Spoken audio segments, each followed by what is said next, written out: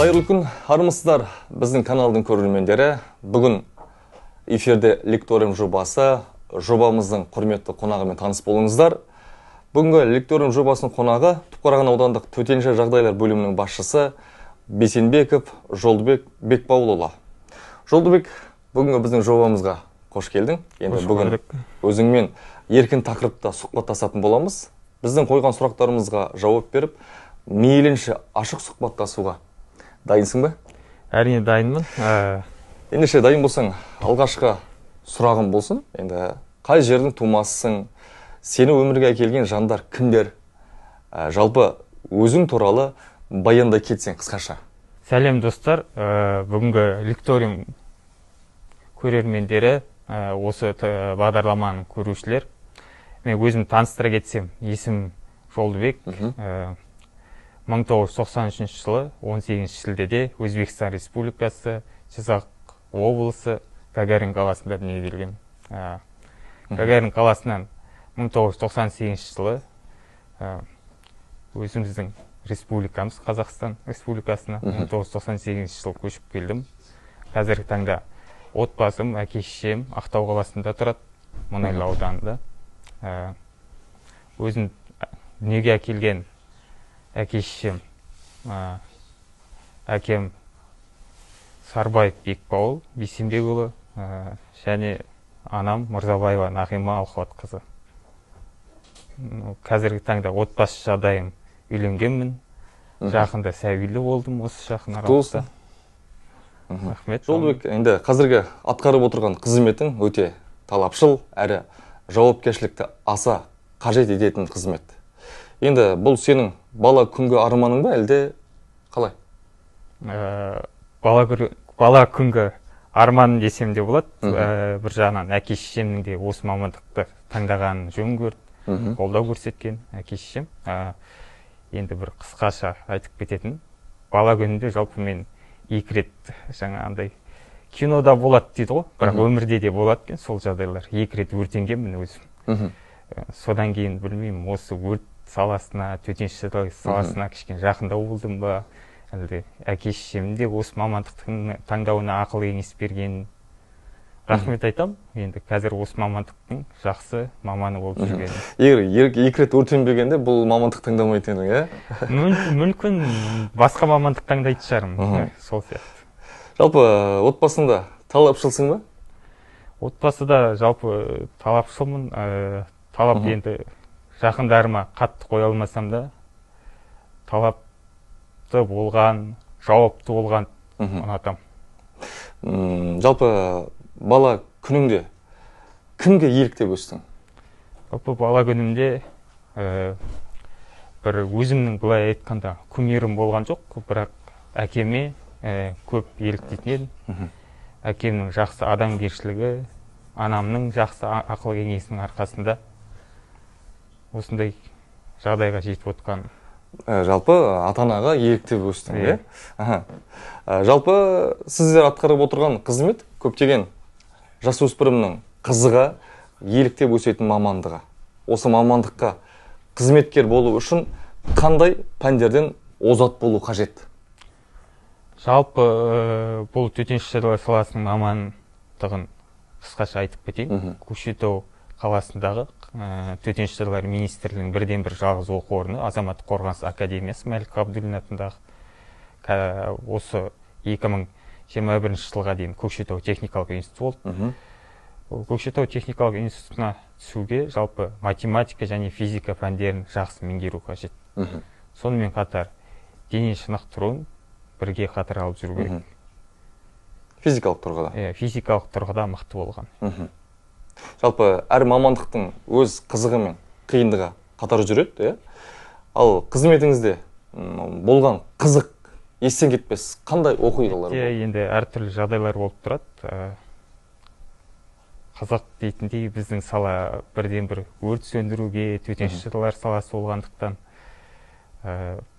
бір айтып еске алатындай жағдайлар орын алған жоқ. Енді қиын сала болғандықтан ба, әлде? Жалпы болашақ жастарға аға буын ретінде қандай ақыл айтар едіңіз? Жалпы қазір білекпен емес, біліммен сынасатын заман ғой. Көп оқығанды, білімді болғанды, соның ақыл кеңес ретінде айтар едім. Жаңа білімді, білекті бірді жығады, білімді мыңды жығады дейді ғой. Сол білімді болған қазіргі заманда өте, Абай атамыз айтқандай, уақыт өте келе адам бір-бірінен біліммен, сана сезіммен озады дегендей. Біліммен, сана сезіммен, адамгершілікпен соны ақыл кеңес еді. Жарайды, енді сұрақты өзіңіздің отбасыңа қарай бұрайын. Жалпы отбасы құрғанмын деп жатсыз. Отбасыда қандай әкесіз, неше сәбиіңіз бар, айта кетсеңіз? Жалпы мен отбасы құрғаныма әлі бір жылда болған жоқ. Кішкентайлы болдым. Алғашқы перзентімізді, сәбиімізді осы жақын 20-25 күннің шамасы болды, бұлай айтқанда. Құтты болсын. Әлі әке сезімін қатты сезініп жатқан жоқ. Бұлай сәбиім кішкентай болғандықтан ба, енді болашақта жақсы әке болуға тырысамын. Жақсы әке болуға.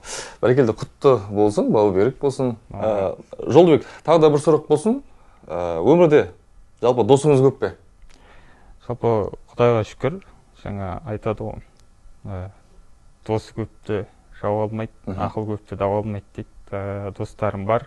Жалғыз Ақтау қаласында, Маңғыстау облысының түпкір-түпкірінде, одан бөлек басқа облыстарда, кезінде өзім сол Көкшетау техникалық институтында оқып жүрген кезде бірге оқыған курстастарым әлі күнге дейін бір-біріміздің жағдайымызды сұрап, дос болып, араласып, бір-біріміздің алыс болса да қуаныштарымызға бөлісуге барып келіп тұрамыз. Достарым, Құдайға шүкір көп. Жалпы сізге мынандай ұсыныс түсіп жатса, қазір сіз мысалы төтенше жағдай саласында қызмет атқарасыз. Егер басқа салаға бір үлкен бір қызметке ұсыныс түсіп жатса, ауысар ма едіңіз? Басқа салаға дегенде әрине енді қазіргі таңда біз мемлекеттік қызметші, шен таққан адам болғандықтан жауапкершілікті жақсы көретін адамбыз. Тәртіп болған. Бұл лауазымда Құдайға шүкір, енді қазіргі таңда осы төтеншелер саласында 7 жыл қызмет ете отырып жеткен лауазым. Басқа лауазымға ауысуға келісе қоймаспын. Бұл енді бала кезге арманыңыз, енді сұхбатымыздың аяғында саған 10 сұрақ қойайын, сен тез-тез жауап берсең. Түсінікті ма? Түсінікті. Бала күнгі арманың? Бала күнгі арманым жақсы маман иесі болғанды қаладым. Таңертең ұйқыдан тұра сала не ойладың? Ең бірінші қазір бөлім бастығы бір ауданға жауап бергендіктен жұмысымды ойладым. Кіммен сырласасың? Ең бірінші анаммен, әкеммен, қазіргі сүйікті жан-жаныммен.